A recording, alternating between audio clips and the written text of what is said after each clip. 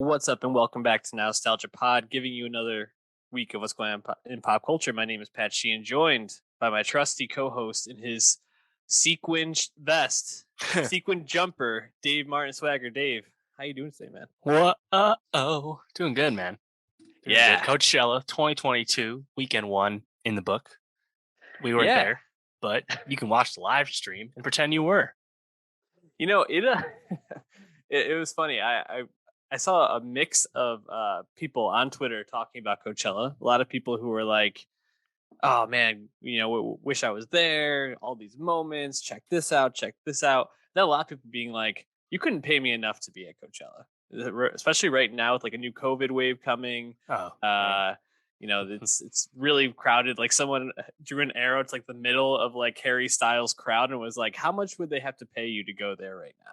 Like how much? I was like, yeah, that doesn't sound that much fun. But also, you're seeing Harry Styles and Shania Twain together, which is like what a moment. I mean, we're gonna talk about all that stuff in a second. So I just want to put a pin in that because I want to plug us first because we've been putting out some good content recently, some good reviews. We're making friends with Camila Cabello fans all over the internet. So hit that subscribe if you're watching youtube.com/nostalgiapod. Also got a Spotify and give us a 5-star rating on there. And yeah, I mean, we're going to be talking about a couple things today. We got some music, obviously. We got some TV shows back, and a big installment in a franchise came out this past weekend that we're going to be talking about. But let's circle back to Coachella. So the Harry Styles thing, I mean, I think everybody woke up on Saturday morning, and if you are tuned into Coachella at all, just saw videos of Harry Styles, and this performance seemed to be dominating the internet. Was that the case for you as well? Yeah, definitely the first thing I saw, and interesting to take in. Harry's been on, or he wrapped up his arena tour within the past few months. Big blockbuster tour, big earner. Kind of interesting to see what he had in store for this. Obviously, no, the new record, Harry's House, has not yet come out, so it's kind of like a in between performance, and that's what's cool about Coachella as like the lead festival every year is you expect some kind of surprise from a headliner or someone who's close to headlining. In this case, you get Shania Twain coming out, which is a bit of closing the circle for 1D fans because there's a famous clip of Harry back when he had the long hair, of course, and I believe Niall singing that song while playing ping pong or something. And now you hear Harry and Shania duetting. Man, I feel like a woman. Pretty awesome. Just because it's so out of nowhere. Yeah, absolutely out of nowhere. Pairing I would never have thought about putting together. However, it's also like really sweet, him talking about like how Shania Twain was one of his mom's favorite artists, brought so many memories to him. Thinking about his mom playing her album as a kid. I thought that was great. Also just he has sang this song with Casey Musgraves. Not this one, but Still the One. Right. The one they sang sitting down with Casey Musgraves at MSG back in, I think it was pre-pandemic, so maybe 2018, 2019. So it was in his repertoire. I think the only thing that really bummed me out was Shania's microphone having some technical difficulties right at the beginning. Something you just cannot mess up, Coachella. A moment like that, come on. No, that is unacceptable, obviously. But yeah, still a great moment. Still did what it needed to do, got the headlines, and yeah, I think that's one of those things where like if you're a Harry fan, really that was like your motivating factor for going to Coachella. That would like really hit home and make you excited and probably satisfied that you got to experience that. Assuming you had a good experience in the pit alongside 200,000 other people. It's quite the never-ending general admission. So you really have to be, I think, strategic in how you pick where you go at Coachella. Not that I've ever been there, but just thinking of other festivals. Yeah, it definitely is one of the reasons you go to festivals for something like that, and definitely a moment I thought was really cool and excited to talk about today. There were a couple other moments I really thought were worth mentioning. Arcade Fire, just had this surprise set. Mm. Out of nowhere, they just like, we're gonna come play at 5:45 on, I think it was Saturday, and they've been doing this a little bit. They popped up in New Orleans and in New York City. I don't think it was Mm. MSG, but somewhere else where they did a surprise show. So it was a surprise, but also one that if you were really paying attention, you probably could have put some money down on and predicted, but I still think it was really cool, and it seems like it brought a lot of energy to the festival when they showed up and had the surprise set. So I thought that was really cool. I'm looking forward to them having a rebound album after their last one. Everything now just kind of fell flat, and we should be coming out in the next couple of months. Yeah, it's actually 2 weeks, May 6th. Oh, only 2 weeks. Jeez. Yeah. Arcade Fire right around the corner. We got a couple other new songs from Carly Rae Jepsen. Jamie XX dropped a single right before, and he was performing this weekend. And so some really cool, new stuff. Mm. I think Doja Cat also dropped a song from the upcoming Elvis movie. Who knew that she was doing music for the Elvis movie? Sure. Um, but Dave, I saw a moment you were talking about with one of a band that you really like, 100 Gex. What happened there? Oh yeah, 100 Gex basically had their mics cut during the end of their set when they were playing Money Machine, their most famous song. And next thing you know, they like turn around, like Dylan Brady like turns around and like their gear's getting like hauled off. Apparently, it seems like throughout the day that stage was behind, and it just kind of cascaded in terms of Gex is the one who got treated badly at the end there to make room for the next set. So that's definitely disappointing. I feel like you have to plan that around, whether it's the offender just immediately gets their mics cut right at the end, or you tell the next act to cut a song, like just to have it boil down to the mic being cut hours later for someone whose fault it wasn't. Like that's just seems a bit amateur for Golden Voice and Coachella to have something like that happen. Yeah, I mean, for a band like Gex, which I mean, they've definitely grown in status, but are still growing and really need that spot. Obviously, you're saving Money Machine as the closer, and then to have it cut is just like terrible. Like, what an awful look, and something that Mm. seems amateurish, like you said, for them to have happen. Um, yeah, I mean, what other moments stood out to you? Anything in particular? Yeah, there's a few things. You mentioned Doja Cat. I mean, she got a ton of love for that set. People were Yeah. saying she be like a headliner. She definitely has the performance side of things, and really awesome to see her crush it like that. Uh, the ADA Rising set was really interesting. Mm. I thought that was cool. Basically, a bunch of like mini solo sets from various people on the label there, including Rich Brian. But most surprisingly, a Coachella moment once again. You had the reunion of 21, the YG K-pop girl group that went on indefinite hiatus like 7 or 8 years ago, coming back to perform their biggest song. Like that's another one of those unexpected things that something like Coachella can bring you. Also, Brockhampton performed the second weekend of Coachella will be their final show as a band, so they say, and they confirmed that they have one final album coming out in 2022. So I think the thing with Brockhampton, that was a little bit like The Boy Who Cried Wolf at this point, where it's like I actually need to see them like go away and be broken up before I really believe it's really happening. But nevertheless, it looked like that set was pretty live as I expect from them. And I think one other thing that's Coachella related was that Travis Scott is coming back. There were billboards referencing his forthcoming album Utopia. There were billboards like telling you're going the wrong way for people going to Coachella. So it was like very tactically targeting the music industry and people attending the festival to like, hey, don't forget, I'm coming back at some point. So that'll be interesting to see how Travis Scott comes back, assumingly later this year.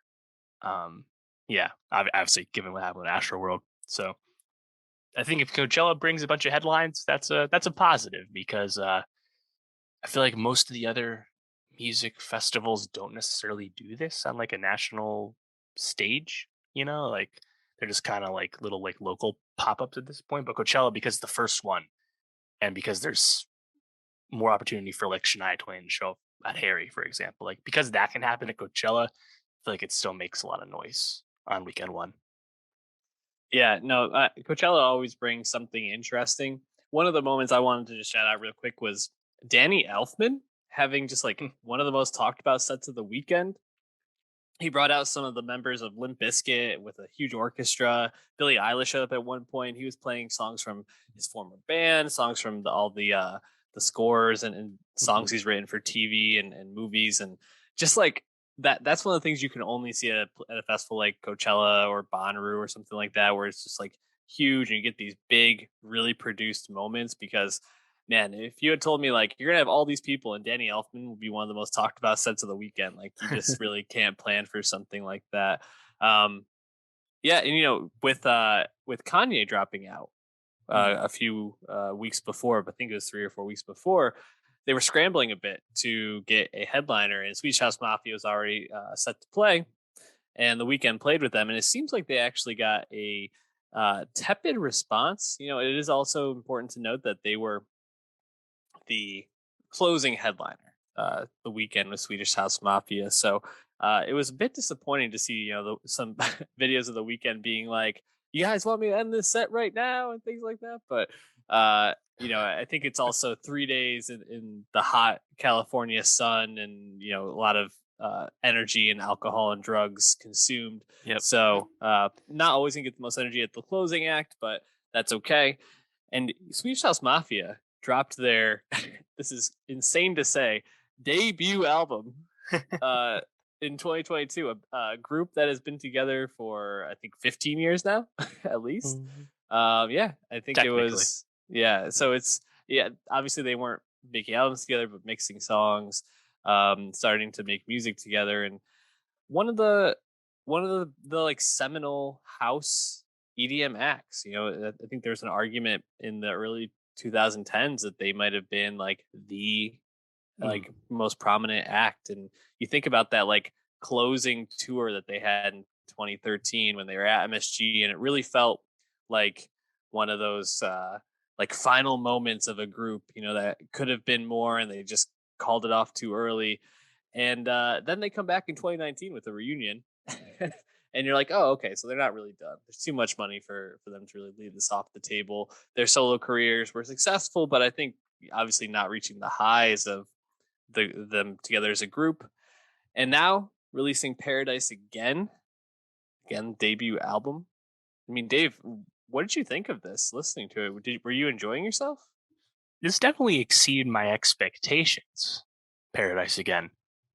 I just didn't have a lot of hype for a Swedish House Mafia comeback, despite, as you said, them having a short but prolific run at the top of EDM during the peak of EDM in mainstream music culture, which was the early to mid 2010s. This group only existed as a DJ supergroup. Axwell, Steve Angelo, and Sebastian Ingrosso. The three of them were actually only officially this group from 2008 to 2013, and then the hiatus happened. So they've actually been on hiatus longer than they were actually active as a group at this point.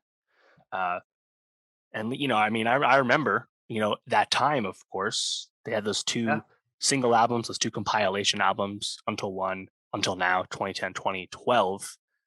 I like the song with Pharrell, but of course, everyone remembers "Don't You Worry, Child," Yeah.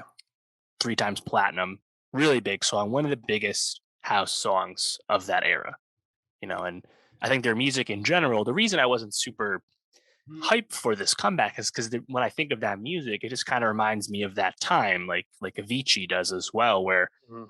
it's just a dated style of music for me as someone who's not like a big progressive house, not a big deep house fan. So still a morbid curiosity to see like why are they coming back, what kind of music are they going to make, because EDM is much more different scene now than it is when they went on hiatus. And they're coming back in earnest because they went from Polydor Records to Republic Records, so now they're a Universal Music Group act. So I think they're going to be around a long time if that label switch is any indication. But yeah, I was pleasantly surprised with how many songs I actually was digging. Yeah, I had similar feelings. I wasn't going into this with super high expectations that this record was going to blow me away, but I kind of expected we would get some moments. we had already heard a few of the singles, Moth to a Flame and Red Light. I think there was might be one other one, but so you kind of got a sense of where they were going with it. And I think one of my fears in making an album was that, especially with Moth to the Flame being one of the singles, is that it was going to be a lot of like high level guests kind of coming onto each song, and that can sometimes feel a little cheap and almost kind of like, is this really like the group showing off, or are they kind of just getting like the weekend to come in and really like blow their album out? And I think we got a good mix of it. I think there's some high profile features, but really the second half of this album is all just them mixing and doing house stuff, And I think there's quite a few songs on here that I thought were pretty eclectic, and really enjoyed some of the features a lot, but also really enjoyed some of the songs that didn't have features too. So I was uh I was pleasantly surprised by this. What did you what like stood out to you on first listen? Yeah, like I said, just the number of songs that I took away from and actually feel like were really interesting, because I think a lot of times with house music, as someone who's not like a hardcore house fan, is like those loops, the repetition that kind of factors into a lot of like house instrumentals can kind of like lull you into complacency, and if you're at the show or you're rolling whatever it is, it's kind of what you want. But like Yeah. it's not for everyone. It's not usually for me. But I was surprised with like how like inventive some of the production was. Like I think a song early on, uh, just an instrumental track, Mafia, the track Mafia, that Dude. that was like the energy of that song felt like it should have been in like a rain-soaked, bloody brawl in some sci-fi movie or something. Like there were just a lot of like cool moments on this record overall, and I Yeah. was happy to hear that. I think that stretch where you get Moth to a Flame, which is, I think an absolute banger. Abel sounds great on that track. But then you get Moth to a Flame, Mafia, Frankenstein, and Don't Go Mad all in a row. And you're just like, whoo. And then two tracks later, because Paradise Again, the title track, is kind of a whatever track to me. But Lifetime with Ty Dolla Sign 070 Shake also a standout to me. I was like, oh, this is a great middle run. And then it gets to the second half of the album when you get Red Light, For You. I think even It Gets Better, I thought was pretty good. So there's quite a few on here. I really was like, oh, that's great. But yeah, Mafia I think was the clear standout for me. It felt like a track that we're gonna hear so many like remixes to, in Mm, terms of not only EDM remixes, but like rappers like going over it in like a mixtape or something like that. It just feels primed yeah, to be used over and over. sure. Yeah, I mean, Red Light, I hadn't heard it as a single, but really expert use of obviously Sting's performance on Roxanne, Roxanne. the Police classic. That was a really interesting way. And the production on that song isn't like fading away just so they can showcase Mhm. Sting. I think it really complements it well. Yeah, and like that run you referenced, Frankenstein with Rocky. I mean, Jesus Christ, like I haven't heard an ASAP Rocky feature that goes that hard in a while. Like I'm a big fan of like rap trap remixes. Obviously, Swedish House Mafia doesn't make trap, but this sounded so good. This is like just a mosh pit banger. But Rocky does so many different flows on this song, and then the beat switches up a few times from Swedish House Mafia too. Like I think that's just a complete banger. And then right after that, Don't Go Mad. That has a really awesome progression, really awesome build that you kind of associate with like pump up electronic songs. It's funny. I don't love Moth to a Flame. It's been getting a lot of acclaim, but I can't help but think of the Weeknd's other EDM songs he's done, like obviously the bunch he did with Daft Punk on Starboy, as well as even his single with Gesaffelstein, Lost in the Fire. Like Mm. I think I just like all those songs more. So I was like, this is all right, but I like the other ones more. Yeah. No, I agree. I think he has better ones, but I still thought that was pretty good. Um, yeah, I want to just jump to Lifetime real quick. What a great look for 070. An Mm, artist I think we both believe in and think has a promising career ahead of them. And I was really pumped to hear her on this. And whenever she jumps in, I thought it was great. Ty Dollar Sign, I was a little bit like, not as interested in on it, but right. um, and there were points in the track that I thought were a bit more boring, especially like in the middle when things kind of drop out. But when that beat comes in and 070 is just singing over it, it's really really great. Um, Yeah. Any other songs that stood out to you? I also liked Time. I thought the tempo with like the horn production was really appealing on that one. Hmm. Um, but yeah, this was definitely better than I expected. And I didn't talk about EDM too much. I know we got a Flume album coming out that I'm excited for, but yeah, definitely interesting to have a house album that I think's trying to be a bit more than just a traditional house album. So, in preparing for this, I didn't realize that Swedish House Mafia was the first EDM act to headline MSG, Madison Square Garden. I would have thought for sure Daft Punk would have had that distinction, but that's not the case. Yeah, they just didn't tour, right? They just Exactly. like They could have done it. stopped. Yeah, they definitely could have. And Avicii, I'm surprised wasn't, but maybe he was like right at the same time as them. But yeah, that is kind of crazy. I gotta say, definitely pleasantly surprised by this. I think it's nice to have them back, and I think it'll be nice to kind of hear them working with some of these upcoming artists for sure. So we'll be adding one of their songs to our Nostalgia Best of 2022. But Dave, why don't we switch gears to TV and go to a show that you've talked about in the past, and still haven't listened to, but My Brilliant Friend came back for its fourth season. Is that right? Third season. Third season. Yeah, so My Brilliant Friend is a Italian co-production between HBO and the Italian broadcaster RAI, and this is the third season uh, coming out on HBO for us. And first since season two came out in early 2020, so it's been about 2 years. And this series, of course, is the adaptation of Elena Ferrante's best-selling quartet of novels, the Neapolitan novels. My Brilliant Friend is the name of the first novel, and thus the name of our television series here. Season three is named Those Who Leave and Those Who Stay, aka the third book's title. And I really enjoyed this show through the first two seasons because I think it does a lot of things that we don't usually get. And I actually think season three is the best season yet of this show, which makes me really excited for the fourth and final season that we know officially is coming out, adapting the fourth book. And it's not that anything like new per se is happening in season three versus the first two seasons. It's more of what we know about this story.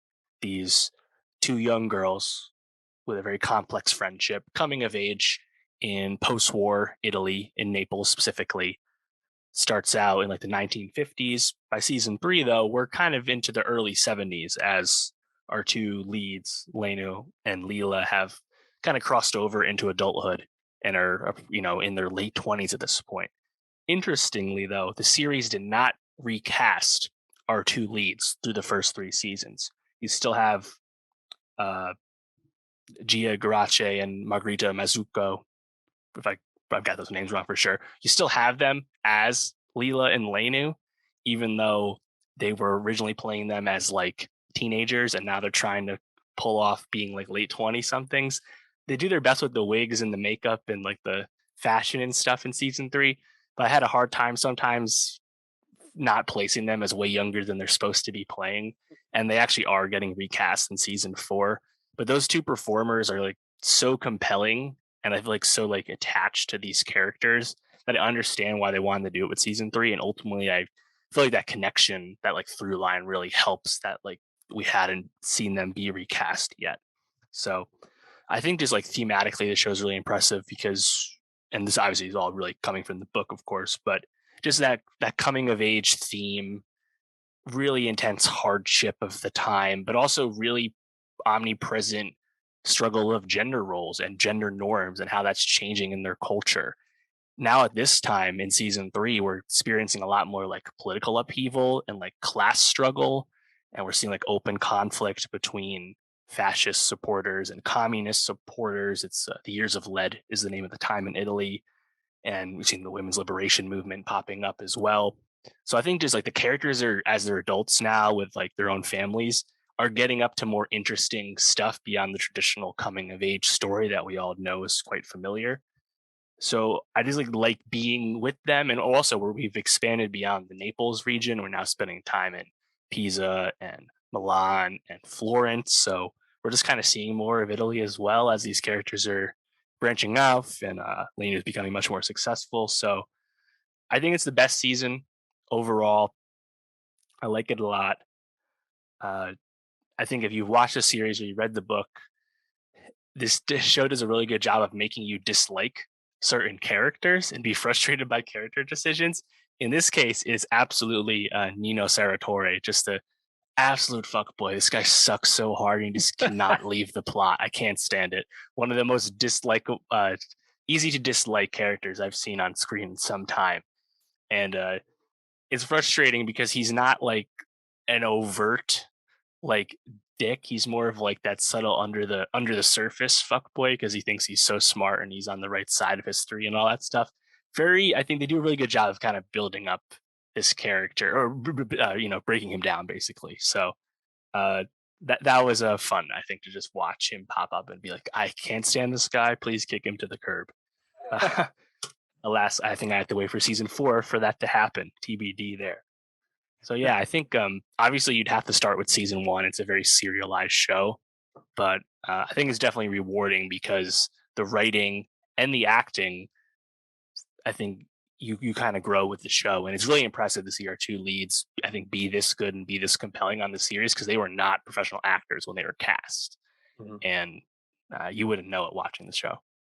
That's great. I mean, I know you raved about it last year. It's the show I have not gotten to catch up on, but it's always on my radar. And whenever you bring it up and say it's back, I get excited because it's great that these sorts of stories are being told and that people are into Right. it. So definitely something that I want to get to eventually, and other people should too. So check it out. We're gonna move on to something that I think a few more people have gotten to, which is Better Call Saul, back for its 6th season. 2 years since we got the end of season 5, which Yeah. feels kind of crazy because there are still certain moments from season 5 that are so memorable, just Mm. stand out. I mean, I think in taking in the first 2 episodes, which when I went to go DVR this and I saw it was 2 hours and 30 minutes of episodes, I was like, wow, we're getting a full movie of Saul in the opening here. I loved it, but at the same time, I was like, 2 hours, 30 minutes. It's a lot of Yeah. Saul to get through right away. It is, yeah. And just uncommon for the show to release this way, 2 episodes at once for the premiere, but also we know that we're only getting the first 7 episodes in this run right now, ending on May 23rd. Episodes 8 through 13 won't kick off until July 11th, ending on August 15th. So we're getting a split final season, season 6, much like how Breaking Bad's final season was also split. But actually, this is a bit more common this year. The Ozark final season and Stranger Things season 4 are also doing split seasons this year. But I think spreading it out is kind of awesome. It'll keep the Saul conversation going, but we're kind of assuming this is the main, if not true, final endpoint for this Breaking Bad, Saul, Heisenberg, Vince Gilligan, Peter Gould verse, right? Like I can't. Maybe we get another movie spinoff like El Camino. I don't really see the need for one. So in all likelihood, this is it, and it's really exciting to be back and realize I think like how long we've been building up to this moment. Yeah, no, it's really exciting. And I think actually to go back to your point on the split season, it makes a lot of sense for where we expect this season to be going. We know that there's going to be some episodes or at least some scenes that go post, Saul Goodman, into, oh boy, what's his name? It's like Jimmy Terry. McGill. No, it's when his new Gene Takavic when he's Oh the yes, in Cinnabon a worker. present timeline, right? Yeah. So we know that we're going to be getting some of that. We know that it's going to skip forward to some scenes with Cranston and Aaron Paul again, which I don't know. I'm very interested to see like 45-year-old Aaron Paul. He might be a little younger than that, but playing like teenage Jesse Pinkman again. Just I feel like it could either be really hit or miss, but I have faith in their makeup team to make it look fine. So I think the split makes sense because He's 42, by the way. I expect there to be something in like the mid season where there's some sort of schism and we start to see what goes on. But In thinking about the season coming back, the one thing that stands out, and this is something people have said about Saul from the get go, this is a true slow burn TV show that if you've stuck with it through from the first season on, you're really getting a lot of rewarding payoff as the sixth season is coming around. I mean, Mm. not only is the opening of the season right in line with most of the other openings, it shows them. It looks like it's right after Saul gets kind of pinned with being the like big meth mover Right. in wherever I forget where they are. Albuquerque. Albuquerque, thank you. Uh, but like in the DEA is like confiscating stuff from his house. But Right. you see In all these color this little, time. yes, in color, Not which is like the cool. Gene scenes in black and white. But you get these like little like moments, and especially as like you see that tequila bottle top fall out, which kind of harkens back to this moment when Jimmy and Kim kind of get to almost kind of like start off on the path of where they are starting season 6 as Right. these two lawyers, but also people that are really bending the ethical uh, boundaries of their roles and just as human beings in general. And Yeah. obviously, I think where this show seems to be going is it really built you up for loving Kim, and Rhea Seehorn does such a wonderful job of, Oh yeah. you know, making her just a dynamite character. But you kind of see that Kim is a little bit more Saul than Saul is right now. Mm. She's kind of the one driving this bus, kind of creating this picture, and it's really devastating. And it's almost weird to see Jimmy go from being this guy who's lovable, but obviously has a lot of hard breaks, and you root for, but also you realize it's pretty slimy. To now him being like aghast at what he's created in Kim's Mm. diabolicalness. It's Yeah. pretty impressive. We'll see if that sticks. But I mean, that was kind of the revelation of season 5 Mhm. was that, oh no, Kim is getting in on the Saul Goodman business. What happens to Kim Wexler has always been the question about this series because she's not in Breaking Bad. Whether she dies or not, we've kind of been assuming the worst. Uh, and now we know that Kim is going to be directly involved in whatever ends up going down here. And season 6 is continuing that. I really enjoyed Better Call Saul to have this scheme to frame Howard Hamlin for being a cokehead, and we're bringing back the Kettlemans from season 1. Talk about payoff, but even this new reintroduction of the Kettleman family is about this, this kind of slow burn thread that we come to expect of like the latest scheme from Kim and Jimmy. So everything felt right in line with how Saul's been going. And I thought season 5 was the best season of the series. But now we're really meeting with Breaking Bad on the timeline scale and just kind of like I feel like the narrative arcs and everything. I was kind of disappointed that they openly confirmed that Jesse and Walt were coming back. That would have been an amazing surprise had that happened. But nevertheless, I'm sure it'll pay off because Gilligan and Gould just they're not going to half-ass that something like that. Nope. Um, and we also have so much tension with Ignacio with Nacho in terms of just Yes. can he survive and escape Mexico and escape Lalo's wrath after Lalo survives at the end of season 5. And I think we have such a relationship with Nacho and Michael Mando's performance that's another like key bit of tension. And I really like how Better Call Saul has invested the audience in Kim Wexler, in Nacho, because those are the people that we don't know their fates. We know that Jimmy is going to make it through. We know that Mike Ehrmantraut and Gus Fring are going to make it through Better Call Saul. But because we're so invested in Kim and Nacho, the plot is still super tension filled, and you just can't get enough of it. Yeah, I think that's a really good point about just like how they've really built these characters up. And Nacho is someone that I didn't really ever feel invested in, but seeing him like running for his life and feeling so like in the middle between Gus and the Salamancas is just really you really feel for the guy because a lot of tough people coming after him right now. Yeah. And I thought his arc in these 2 episodes was really impressive. Ending in that shootout was just really really well done. And Gilligan is so I mean, just the way he writes is so impressive. I mean, the whole thing with like Lalo going to see that family, right? He's on the run. He goes to the wife, Mhm. makes him the coffee, sitting there. He asks, "Oh, have you been to that dentist?" And yeah, his teeth are all better. And you find out that he like was putting his teeth into this guy and basically like, making this like body double if he ever needed to have it to like disappear. It's just like, who the hell thinks of this sort of shit? And like, just like so well done. And like, then Little Way slips it in. Oh man, and just like done with so much style and like the the framing of things, like the colors in it. You think about like Lalo in the desert with the coyotes and wearing that like red bandana, and just like Timothy Dalton looking like $1,000,000 in every scene, even Oh when yeah. he's like shot up. It's just like the show is firing on all cylinders, and everything is just like bing bang boom. Every scene is dynamite, even when there's not really that much going on. It's just so well done. It's really impressive, and it's funny because we've talked about a lot of really good shows. I think in the last couple of months, things that we've really enjoyed, but then you get something like this, or I'm looking forward to David Simon in his new show next week, and it's Mhm. like, oh, these guys are just on a different level. Like people don't do make shows like this all the time. So No. I'm really glad to have Saul back. Hell yeah. And hopefully Reese Horn will finally get an Emmy nomination for this role, let alone a win. Yeah, And insane.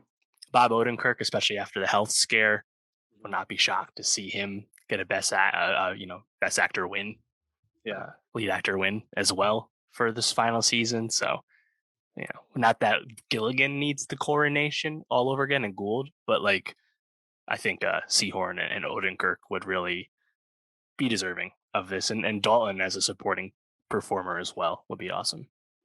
yeah, and we haven't even mentioned Jonathan Banks as Mike, or at least we haven't talked about him that much. I just really love the scenes between Mike and Gus. Like when Mike is really like standing up to Gus, which is not Right. as something we saw as much in Breaking Bad, and I just love how they are kind of fleshing out that dynamic in such a great way. And Jonathan Banks obviously is great. Um, just real quick, because I think everybody's expecting something to happen to Kim, whether it's Kim Yeah. gets killed, something happens. Like, what would be your prediction? Do you think Kim is a goner? I do. Honestly, I feel like something bad's going to happen, right? But on the other hand, Jesse never died, you know? True. Walt doesn't die until he redeems himself. So like I wouldn't be shocked to see her like get away. It's so hard, I feel like however it happens, it's not going to be predictable. And that's I, what I want. I don't want to be able to see it coming. I almost feel, and I was thinking about this a lot because I'm like, what's going to happen to Kim? This seems like the big question for me. I think it has to be, or I think it's going to be something like Jimmy, and Kim get caught, and Jimmy in some way just pins it right on Kim, and Kim is the one that like takes the fall That for would all be this, that would and suck. it's really Jimmy like just accepting like that he's Saul, he's this like person with no morals and just like totally terrible person, and Kim is catches the last like stray like Jimmy into Saul transition. Right, I right. think it has to be something like that. I don't Man, know. that would be gutting if that's the way it goes. Anything's on the table, which is why the show is also fun. So I hope people are checking it out. Drop your comments on our YouTube on what you liked about these first two episodes, what you're looking forward to, what your predictions are for the season. And Dave, we're moving from Saul to the wizarding world of Harry Potter and Dumbledore and his secrets, because Fantastic Beasts and the Secrets of Dumbledore came out this past weekend. Whew. Whew. It's back. Fantastic Yeah. Beasts after almost 3.5 years. Crimes of Grindelwald was November 2018. Fantastic Beasts 3 took a little longer to come out. COVID delays, of course, but they also took more time, the creative side of things, before they just ran this movie out to production. It's finally here, Secrets of Dumbledore. And in a sense, I really do feel bad for so much around this movie just because there's just so many things going on around this franchise. Oh yeah. Obviously, J.K. Rowling has become a much more controversial figure for her views on trans people. Yes, in the past few years. Also, Ezra Miller very recently has been having tons of public incidents, and reportedly Warner Brothers is pausing all future work with him after The Flash comes out. And of course, Johnny Depp was recast as Grindelwald with Mads Mikkelsen due to his domestic situation with Amber Heard, which is on trial right now, still, after the defamation lawsuit happened. So uh, a lot of stuff, that's not what you want around a huge IP franchise that's supposed to be carrying a film studio like Warner Brothers, and it's not what you want.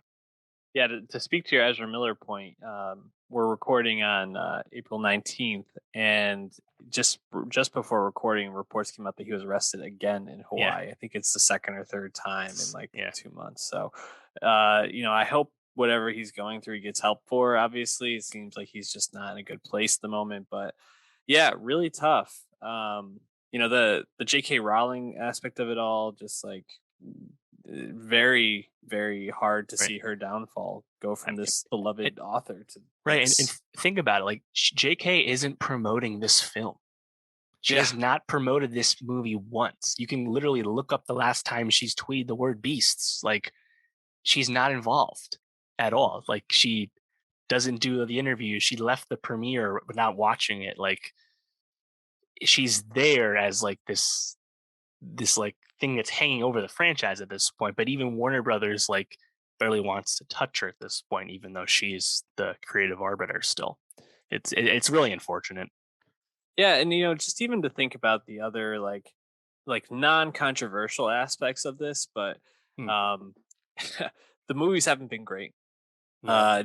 Yeah, I think Johnny Depp, obviously being a cloud over it, but like I think Johnny Depp was one of the more like memorable like castings as Grindelwald, and definitely to mixed I think results or Yeah. I have a firm negative view of that performance. I thought Mads was much better. Matt, I mean, I completely agree. You think about like Eddie Redmayne when he came into this series back in 2016, and you're like, oh, Eddie Redmayne is helming the Harry Potter franchise. What a look for him! This is right after he won an Oscar for The Danish Girl. He was Right. Yeah. he was in a skyrocket, place upward. And since then, I mean, other than the trial of the Chicago 7, what has he really been in where you're like, oh, Eddie Redmayne still got it? He's not moving in the right direction. Jude Law might be the biggest person in this franchise, other than Mads now, who is moving on an upward trajectory. So, not a lot going for it going into this movie. Did you feel like Secrets of Dumbledore righted the franchise? Let me just say too, Redmayne actually won for Theory of Everything and was nominated for The Danish Girl, but your point still stands. I think The Secrets of Dumbledore, Fantastic Beasts 3, I think this is a improvement on 2, The Crimes of Grindelwald, but overall, I think this franchise as a spin-off franchise of Harry Potter, as a prequel franchise, 3 films in, Rowling had expressed that she wanted to make 5. I just think that we're really seeing the struggle of what Fantastic Beasts is, and like as a franchise, it just doesn't have the forward momentum, and a lot of the issues that I think people have had with the movies, no matter how much they've liked them, just like the issues people have had with this series, none of that is solved after Secrets of Dumbledore, even if it's a better film than its predecessor. So I thought it was just fine, but like I think the franchise is just really in need of a retool, I think. Yeah. It's kind of crazy. I mean that they framed this as like the Fantastic Beast story when it's so far from that. I mean, they're still like fantastic beasts included in this, magical creatures, but Right. they're really just like a secondary part of this, and it's the Dumbledore Grindelwald story, which is what it should have always been named. Obviously they're going off, I think, one of the books that Rowling has published, but it almost Fantastic might Beasts and Where to Find Them was like a in universe text that like Harry had, and then Rowling actually made like a real life, fake reference book for me and you to buy at the bookstore, and thus that spawned a 5-film franchise, a book about a magic zoologist. I think that was the core problem, and I mean, even by the time Crimes of Grindelwald happened, it's like, wow, Newt and his gang, this is a major crutch on this series. It's really just bringing it all down. And in Secrets of Dumbledore, Newt is barely the protagonist at this point, and clearly doesn't need to be protagonist anymore if you were to make Yeah. more movies, because the important stuff he's only related to because you decide to write him back into the story. Like, Yep. it's just not. It's just very confusing. Yeah, this is just the Dumbledore story at this point, which is fine if they wanted to just go that route because it's definitely the thing that I was most interested in from the get go with this franchise.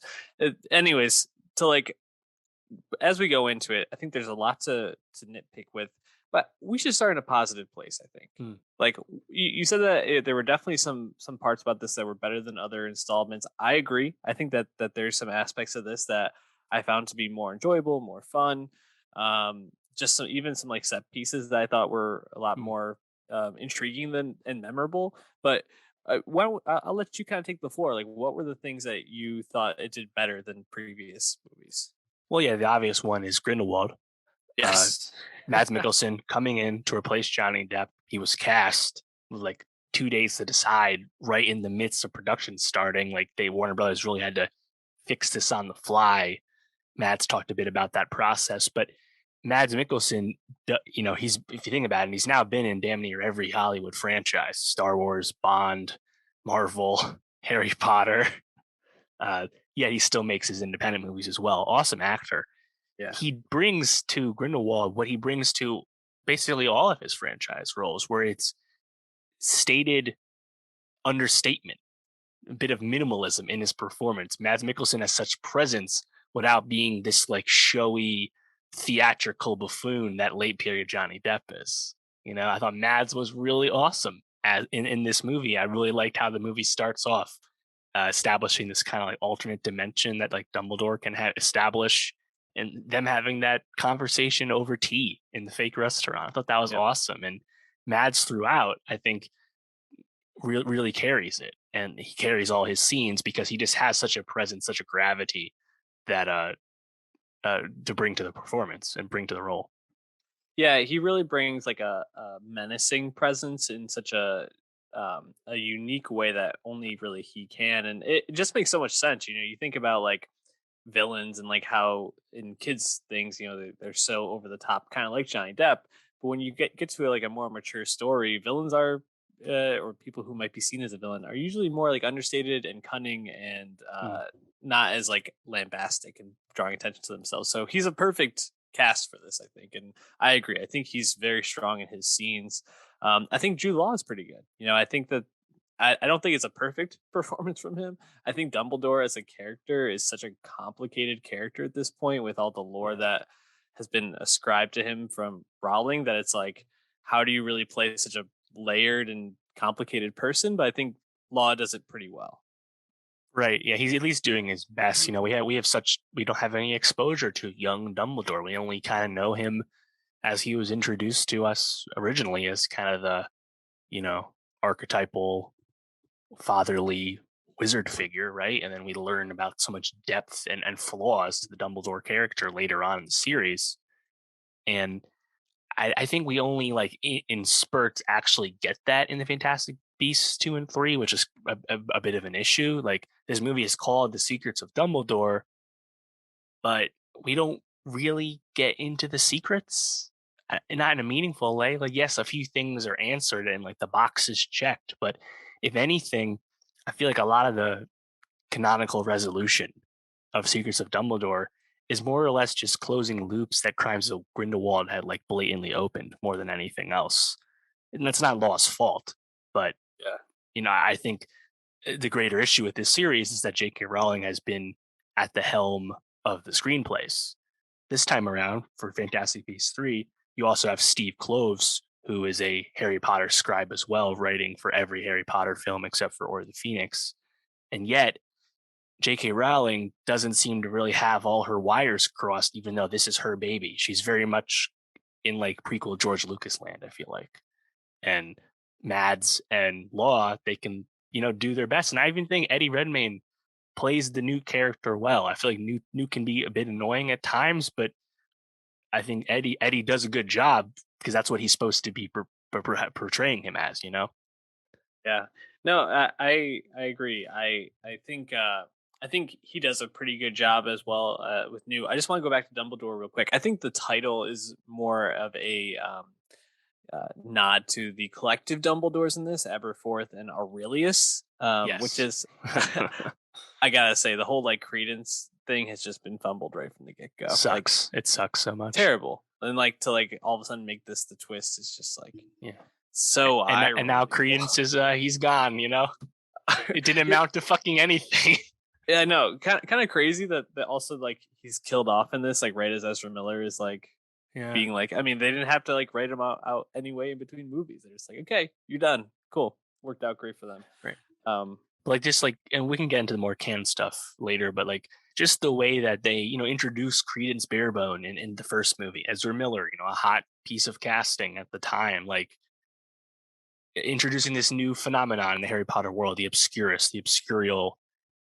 Later on, we're retconning that phenomenon to be a big part of the Ariana Dumbledore character and trying to fill in a gap from the existing Potter canon. Not necessarily a gap that need to be filled, but at least providing an answer for the fans. But the issue is that like Credence himself, Aurelius himself, like it never amounted to anything. And we saw right through it at the end of Crimes of Grindelwald, where Grindelwald says, "You're Dumbledore, your name's Aurelius," however he says it, right? It's like we all knew that that was fucking bullshit all over again, yep. you know? And they, you know what? They're like, you know what? Oh, you're not a sibling. You're Albus Dumbledore's nephew. You're Aberforth's son. It's like, oh, it's like you're just making a convenient answer to a stupid question we didn't need to have asked in the first place. I think it's just really frustrating. Again, the Rowling doesn't have her finger on the pulse as well as she clearly thinks she does. Yeah, and I mean, it's there's a lot to be frustrated with. I just want to say with some of the positives, I do think there's some cool like set pieces in this. You know, the scene where they kind of go like undercover to that dinner, that like political dinner that Grindelwald's at, and you know Jessica Jones as what was One her of the character's professors. name? Yeah, man, what was that professor? Oh, it was Professor Lolly, Something. Lolly Hicks. Hicks. Um, yeah, Professor Hicks, her and Jacob Yeah. Kowalski. We kind of going. I loved that scene. I thought that was fun, you know, and like a real like kind of escape scene. I thought was nice. I also thought the ending was pretty cool, where they have like, this like animal that's gonna like pick the true one. I thought that was a little bit corny, but I kind of liked the like walking to this place and like as they're walking, they each have these briefcases and like they're kind of getting taken out one by one. I really liked that build up and then leading to like a final duel between Dumbledore and Grindelwald. I thought was a decent payoff. Yeah. So I really liked those set scenes, and the CGI I think was decent. So I thought that was like a, you know, something that maybe in past movies wasn't always done well, and that they did at least passable here. So Yeah. I'll give them credit for that. How'd you feel about the brief interludes where we return to Hogwarts? To me, it's just like it's kind of like blatant, like nostalgia play. It's like here we are in the room of requirements because you watching this know what that means. You know, it's like we didn't have to go there at all.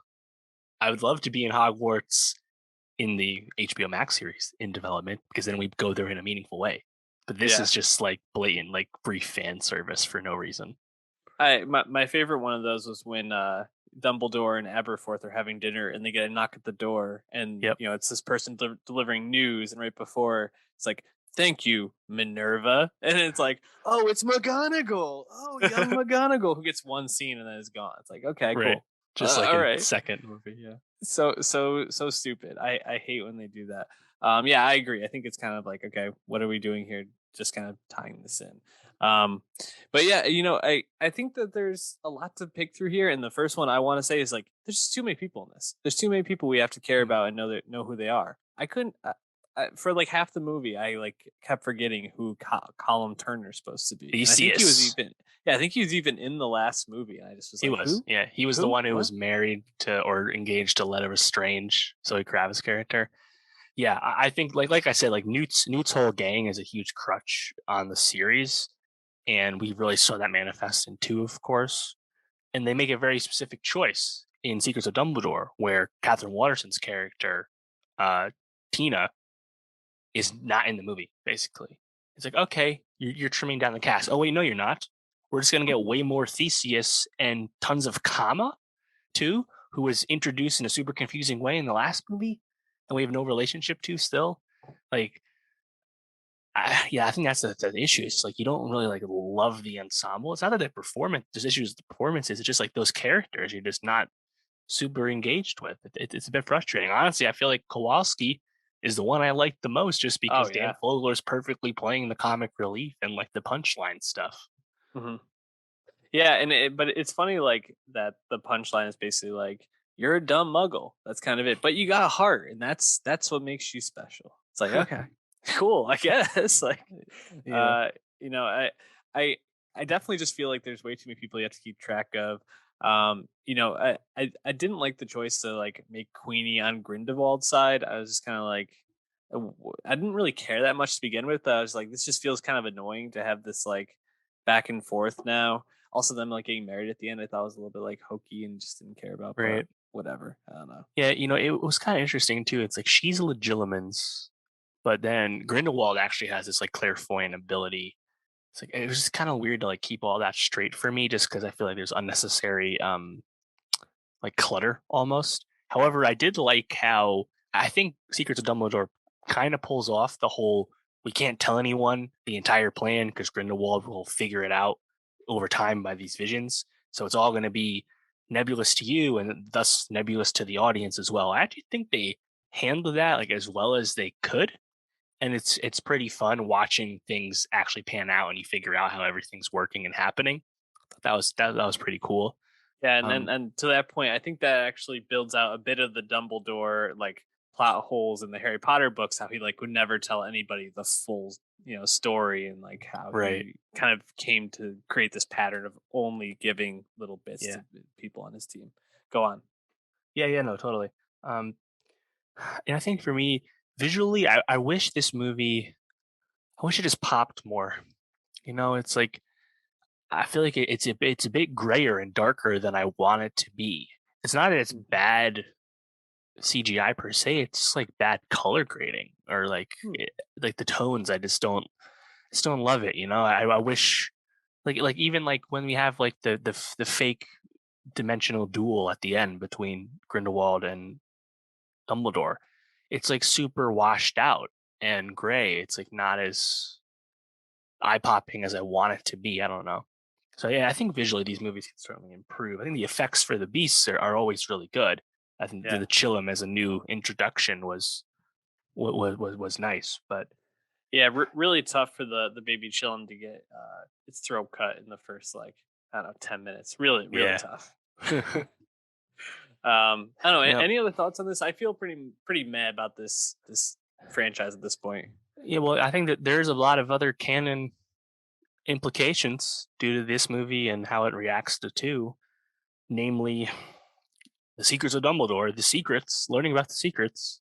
Uh, we get a bit of a retcon with the duel between Grindelwald, Aberforth, and Albus that leads to Ariana's death, and they kind of restate how Ariana died and like kind of removing some culpability from Dumbledore this time around. It's I guess you could say like because there's just the way Dumbledore's just like telling it to someone, I forget who he's talking to in the movie, that's just kind of like secondhand, he's just kind of speaking, but like I feel like that kind of changes uh that dynamic because Aberforth had a lot of resentment towards Albus at the end of Harry Potter, and he doesn't seem to hold nearly that much resentment in Fantastic Beasts 3. So why would he dislike him more when the death already happened? I don't know. I thought that was a bit off. Also, the thing with the Chillum, I thought was interesting. I didn't really notice this myself. I saw this pointed out. The Chillum initially nods or bows to Dumbledore because he's pure of heart and thus should be leading the Confederation of Wizards, right? But I think one thing we know about Albus Dumbledore through Harry Potter is that he's super flawed and not totally pure of heart. He's a selfish person. And I don't know, like, don't you feel like that kind of changes the perception of Dumbledore a little bit? This magical beast Yeah, communicating that he actually is like super good. Not that he's not good, but like there was a bit more gray in Dumbledore understanding of the character, at least before, in my opinion. yeah, no, I think there definitely was. I think this is a symptom of just the fact that they haven't gone into this with any clear vision. And so now it's like, Yeah. how do we save this series? You got to pretty much like double down on people just loving Jude Law's Dumbledore. And so Yep. they kind of have to do this. But it is confusing. And I thought that was a good point about the Everforth and Albus dynamic because, yeah, it doesn't make any sense. I noticed that in the movie when he's like, we couldn't tell whose spell it was that hit her. It could have been mine. And it was like, well, I thought it was pretty clear that like it was your fault. Yeah. The Harry Potter book. So I don't know. Like, you can pass the buck if you want. I think Everforth is Right. definitely blaming you. Also, I think perhaps the most monumental of all, from a plot perspective, would be I don't know, the unbreakable vow between Albus Dumbledore and Gellert Grindelwald. The reason that they don't have their big duel until 1945, like 10 years after Fantastic Beasts 3. But at the end of Fantastic Beasts 3, the vow is just broken. Dumbledore can go stop him anytime, but we're going to wait for World War II to happen first now. Okay, fine. But the reason the breakable vow gets broken at the very end is just reasons, honestly. Just love, I guess. He just kind of like offhandedly mentions love. Is that supposed to be a reference to how Harry Potter survives the killing curse because the love of his parents? Is that what that's supposed to mean? Probably. Because previously no one else had ever stopped a killing curse before, except for Harry Potter. No one else survived it. In this movie, Aberforth and Albus divert the killing curse from Grindelwald, and then the vow breaks in the process. And in the very beginning of this movie, the fucking Chillum survives the curse initially. It's supposed to kill you instantly. I guess they're just super magical. I don't know. They are super magical. They're fantastic beasts, I would say. And we now know where to find them. And you now know where to find this review on SoundCloud.com, YouTube.com. Follow us there. So, Dave, we do have a little bit more to go though. I just want to ask you about Harry Potter real quick. Oh boy. What do you think the future of this franchise is? We know that Fantastic Beasts 4 has not been written, and that the box office and the success and reception to this third Fantastic Beasts movie was going to determine that. Box office is down from Fantastic Beasts 2, which was in general down from Harry Potter's highs. Do you think we see more Fantastic Beasts films? Do you think we just wait this out until the HBO Max series are developed? Do we fast track a Cursed Child film with the original cast? Where are we going? I think we see one final installment. I think they'll probably be like, we have to wrap this up. We got Mads and Jude Law. They'll finish it, but man, I don't really care to see it. This wasn't a movie I was looking forward to at all. So Right. I would be okay if they stop. But what's your call? I don't think we get any more. So I a lot of people have been saying this. Secrets of Dumbledore kind of ends in a bit of a finality. It's not a cliffhanger the way 2 was and 1 was for sure. 3 could be the end. And it's like, okay, we know he duels Grindelwald later. We just won't see it. I could totally see it going that way. And I also wouldn't mind either, because I would be very invested in an HBO Max series done right, which we've talked about before when that was reported in early 2021. Just a Hogwarts series set at a different time would be awesome. Law and Order, the famed police procedural. Yeah. Police procedural would be awesome. I don't know. I feel like Cursed Child movie is a bit too soon still. They kind of need like Radcliffe and Grint and Emma Watson to get a little older still, I think, for that to work. Yeah. But they'll make that at one point, and that'll print when they do finally make that. Yeah. It's sad that this beloved franchise is just kind of in this place where we're like, well, let's hope the TV show is good. It's like, didn't have to be this way. It's kind of where we're at with Star Wars, it's TV's carrying us right now. Yeah. I don't know. Well, I mean, Star Wars at least had a few good other movies. Rogue One. Yeah, of course. Yeah, no, it's definitely not the same, of course. Yeah. And we saw the Hogwarts Legacy video game coming out soon. I have high hopes for that. But we'll be hearing from Harry Potter, and again, it's not like this is the end forever and ever. Well, you know who is not the end for? The XXL Freshman. And Dave, it's that time of year again where we start to figure out who's going to be on the cover. And I'm saying we, but really I'm going to say you. I mean, you're really the guru here. You usually get a pretty high percentage of them correct. Have the exact stats right here for you, my friend. Hell yeah. Check the tape. No YouTube channel does better at predicting XXL than Nowstalgia. 2017, 7 out of 10 right. 2018, 8 out of 9 right. 2019, 6 out of 11. 2020, 6 out of 12, and we only picked 10. 2021, 6 out of 11. Who's got better stats than that at picking XXL Freshman? Show us the receipts. Subscribe. So Dave, you know, in looking through the list of the short list on xxl.com where you can vote for the 10th freshman. Yeah. Voting has ended, but the list is still available. There were less names here that I recognized than usual.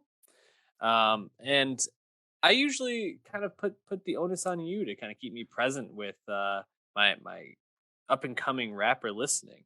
And so I gotta say, I blame you for me not knowing more of these people, but I also give you credit because the fact I knew any of them, I think, is a success to you as well. So where should we start with this? Who do you think are the locks for this year? Right. Yeah, we'll start with the locks, but I think in general, this is the first year in a while where I felt there are very few locks this year, or at least less locks than normal. And in general, I think this is a harder year to predict. And that really just kind of depends on the talent bubbling up. And not that there's tons of hip hop talent. Again, the list on the website's like what, 50, 60 people. Like there's tons of people to just select. I think less people have like truly like risen up as high as we've expected freshmen to go in recent years. Nowadays, though, there's still a lot of, I think, common through lines you can bank on. Almost all of these artists are already signed. A lot of these artists have success already. A big part of that now is big TikTok virality, but you'll see people with big numbers in this consideration. So we're definitely in a different era where XXL, it's still a great cosign and great public promotion for an artist, but it's not as important as it once was, before social media, before TikTok especially. That being said, I think there's a lot of artists that make a lot of sense for this recognition. In terms of locks, I only have a few, and we can start with Nardo Wick. I think he is perhaps the safest pick here. 20 years old, Florida rapper from Jacksonville, signed to RCA Records. Everyone watching and listening probably will know the song Who Wants Smoke. The clip from that was a big TikTok sound. The what the fuck is that thing? Very, very memorable on TikTok. But the song in general, super successful, peaked to like number 17, remix with Dirk and 21 and Herbo, platinum song. Nardo dropped his debut back in December. I think he's kind of the perfect selection here. He's young, really new in his career, has that blockbuster song already, and this is kind of the acknowledgement that there's more to come here. He should be a freshman. 5.6 million monthly listeners. So not that he's not a unknown or anything, obviously. But I think he's an important pick too because he reps specifically Jacksonville, Florida. We talk a lot about Florida hip hop with young people, specifically the SoundCloud wave of the past 5 years. Big genesis in Florida, of course, starting with like Denzel Curry, obviously. Jacksonville, though, is kind of this newer subculture in hip hop, in Florida hip hop. Seeing a lot of these guys with very grim, kind of trap subject matter, like Young and Ace and Spinna Benz and stuff. And I think Nardo Wick is the one who's kind of risen up above them. Spot him, got him, another one there. I think he's clearly the best choice, but you'd be representing a hot scene in hip hop right now. So it makes all the sense to go at him. Yeah, and just with the people who have been on these songs with him, 21, G Herbo, Future, Lil Baby. I mean, maybe not people that we love as rappers, other than probably 21, but still a great cosign that people of that level are hopping on these tracks with him. So I think that makes a lot of sense. And yeah, Who Wants Smoke? I think everybody who's been on TikTok probably knows this song. So definitely a good pick. Who's the other locks for you? Yeah, so I think Doechii is a lock for me, but she's not super well known, so you never know. I think the reason Doechii is a good lock is because she signed the TDE. She signed the Top Dog Entertainment. She's their newest signee. Also signed the Capitol Records. Um, Schoolboy Q was tweeting about her recently. Doja Cat on the Grammy red carpet talked about wanting to work with Doechii. And look no further, she also has a TikTok hit, Yucky Blucky Fruitcake. Awesome song. Yeah. Has a few EPs out. She was featured on the Isaiah Rashad album last year, of course, or before she was actually on the label, I believe. And she's released a few songs this year, now as TDE songs. 1.6 million monthly listeners. Still plenty of room to grow, but I think like that TDE cosign is like a really big acknowledgement. They don't sign just anyone, of course. And if you think about it, like all the recent TDE rappers are the best ones, they've all been freshmen too back in the day. All the Black Hippie guys, as well as Isaiah Rashad, they were all XXL 1 point. So you assume that the label's still interested in this. So I think Doechii would be a nice pick. And if you listen to her, she's got a lot of versatility too, a bit of Doja Cat in her. She can definitely do some singing stuff. It's not like she's just a rapping ass rapper. She can do both. So I think very interesting career to watch. Yeah, Doechii, I think, yeah, out of the ones that you sent me beforehand, really popped off as like it really caught my ear. And you mentioned that like flexibility. A song like "Yucky Blucky Fruitcake" is so different than like what you said, and then "Spooky Coochie," great name for a song, but like she just goes so hard, and it's such a different flow and delivery on it. It's just really impressive for versatility. I think she makes a lot of sense as a lock for this as well. Right. Who else you Totally. got? So not a lock, but on XXL's list, you do see H, the UK rapper from Manchester, 22 years old. XXL has never selected a British rapper for the list. They put people on the short list before, though. Slow Tie was listed last year, but not selected. He should have been, in my opinion. Uh, this year, I think there's plenty of other picks you could go with. RD, Central C. They're not on the short list. I think Central C would be an awesome selection, of course. H is there, though. And I think he would be an awesome pick just because he is so hot in England and he has so much appeal that I feel like he should be able to blow up in the US as well. It would make a lot of sense. I mean, my favorite song of his is his biggest song, Rain, with AJ Tracy. Just goes so hard. But he just put out a single recently called Baby with Ashanti, gearing up for his debut album. Shanti. He has a few mixtapes coming out. Lots of big cosigns over in the UK. He was on the Heady One album. He was on the Stormzy album. He was on the RD mixtape. Already 6.1 million monthly listeners. He's finding an audience, even if most of it's probably over across the pond still. So I think it would be a really nice acknowledgement that UK hip hop is a big aspect of rap Hip these hop in days. general, yeah. As big as it's ever been, honestly. So he would be an awesome pick. But I wouldn't call it a lock given the history of the list. Yeah, we just I think you mentioned this. We just talked about him on the RD album, War Certified Banger. A couple of these other tracks you mentioned are also certified bangers. I didn't see that he did a song with Ashanti recently. What a look. Good for him. Uh, Dave, so one of the other names you put on here that just caught my eye and in listening, I thought was really good, and probably because we were just talking about Harry Potter, is Babytron. The, the song Half Blood Prince with that Harry Potter, like keys in the beginning. I was like, ooh, here we Yep. go. This is pretty interesting.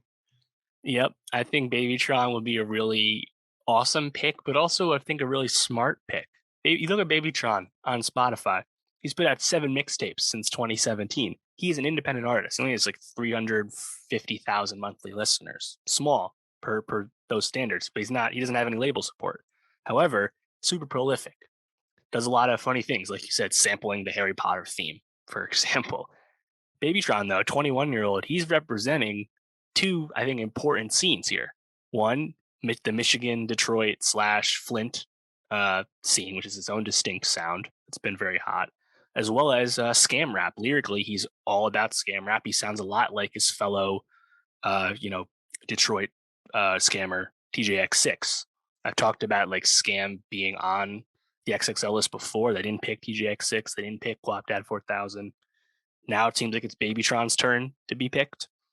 And he's got so many so much material out there, and he's finding success with some of these songs despite no label support, I think would be an awesome pick because you're representing two scenes and you're also giving a nice look to someone that could certainly be a bigger artist than he is right now, despite being, popping online. So I wouldn't call it a lock, but I think it would be a nice pick. Yeah, and you mentioned that scam rap content. Is just like funny. Like listening to some Yeah. of these lyrics, it just really Yeah. makes you crack up listening. So Super punchline driven, super reference heavy, which is unlike some of his peers on this potential list. So I think it serves a lot of needs to pick him. kind of like early like Childish Gambino almost in a sense. Not as like melodic, but like Mhm. kind of in that same vein. All right, so who else you got on your list here? Who else can make it? So this is someone who is not a lock, but probably would be if it was up to XXL, and that would be Yeet. Yeet is Hmm. 22 years old from Los Angeles area, SoCal. Does melodic trap in like the vein of like an Uzi Vert, and he is really hot online, really popping online. 2 albums, 4 tapes, signed to Geffen Records. Sorry about that, big hit. He's got a bunch of like big internet hits in terms of this like melodic croony trap, and he's got a huge like rabid fan base. He's like really rapidly going. The thing though is I don't think he's gonna accept the list because he previously like talked about turning down an invitation to perform at Rolling Loud. It just kind of feels like him and his team aren't into like the more traditional like industry stuff, even though he's signed to a label. I have a feeling he would turn this list down, but given like how quickly he's risen the past few years and 7.1 million monthly listeners, I feel like he would be a big pick, but it just doesn't seem like he wants to go down this route. But definitely worth acknowledging because he would be, definitely up for it this year. Interesting. I like that him and his team are going non-traditional with it. I think that is something that, especially with all the issues Rolling Loud has had, makes a lot of sense and probably a good left turn there. All right, so who's up next? Yeah. So after that, I only have a few other locks here. I think one of them would be Coach Ice, just because Coach Ice is like getting pretty mainstream here. He has 6.2 million monthly listeners. His song "Tell Him" went platinum, peaked 64, signed to Columbia Records. I actually saw him open up for Amine on his best tour ever stop when I saw Amine. Coach Ice serves a other need as well, where he is like the auto tune trap. He is in the vein of current Playboy Cardi. That's what he's doing. Yeah, So I that, heard that. Yeah. yeah, not that it's my favorite thing, but it's a popular sound right now. So I think you are definitely like serving a need, checking a box by picking him. He's like the best pick of this kind of thing right now. Kind of similarly, like that kind of like thought process would be Sofago. Okay. Sofago is signed to Cactus Jack Records, aka he signed to Travis Scott. His song "Knock Knock" 170 million views, streamed in Spotify, 2.6 million monthly listeners. He's got 3 tapes out. Same kind of thing, like these like kind of like moody, auto-tuney, croony trap stuff. Like there's so much appetite for that kind of hip hop right now that I feel like you really have to acknowledge it on the list. And so Fago, he has the Travis co-sign. Then again, XSL passed over Sheck West due to his legal issues at the time. Don Tolliver turned it down last time, so who knows? Maybe he's not interested in the list because his label contemporaries haven't done it either. Not sure, but I think he would be a nice pick. I also think I saw on the list Fredo Bang was there. He's one of the older artists on the long list there. Just kind of a traditional Southern trapper. He has a lot of music out. He signed the Def Jam. I think he's a solid selection. But that's the thing. Like I'm out of locks here, and we haven't really hit 10. But there's a lot of people I could see making it. I think it's just going to be hard to actually really like nail this down at this point. So from there, I would just acknowledge that they're probably going to pick someone from New York. Last year was Fabio Foreign, repping BK Drill. Pop Smoke was going to be on it the year before if he hadn't passed. This year, not really sure who they're going to pick. On the list on the website was Dusty Locane, who I actually talked about on last year's list video. And Dusty Locane is like a Pop Smoke ripoff in the sense that he has like the same exact voice and is kind of like biting how Pop Smoke's delivery and stuff like that. Not my favorite pick. I thought the other option though are some guys from the Bronx repping like New York drill, who they're rising, but I don't know if they're there yet. That would be B Love and K Flock. K Flock just got the Cardi feature. Cardi doing a drill feature just came out last week. I'm not sure if one of those guys would be picked, but honestly, I feel like B Love, who has like the A Boogie cosign as a fellow Bronxite, I feel like he's a more interesting pick than Dusty Locane, who's just like ripping off Pop Smoke, honestly. So definitely something to watch because they're on all likelihood going to pick someone from New York. Also, I don't think they're going to pick him, but he was on the website. Tizo Touchdown. He was featured on Tyler the Creator's album last year, Call Me If You Get Lost. Very much a genre blendy hip hop person in the vein of like Kenny Mason. If you check out his music, not super mainstream, would be a really inspired pick. Don't think they're going to go there though, but I would definitely like to see them do it. Also, I saw listed on the website Smiley, who no one is like super like into that much, I don't think, but he signed to OVO Sound, Drake co-sign. That might be all it takes. You never know. So why don't we just like recap here the ones that seem like locks for you? So I heard Nardo, Wick, and Dochi seem like the top two, no doubters. Then H is probably up there. Babytron. Yep. Coach Ice. Yep. And Sofago. Yeet, but may not accept the pick. And then you mentioned Tizo Touchdown, Frito Bang, Dusty Locane, and Cash Dami. Is that right? Yeah. Cash Dami is another one where like not super big, 1.3 million monthly listeners, but his song Reparations is really big.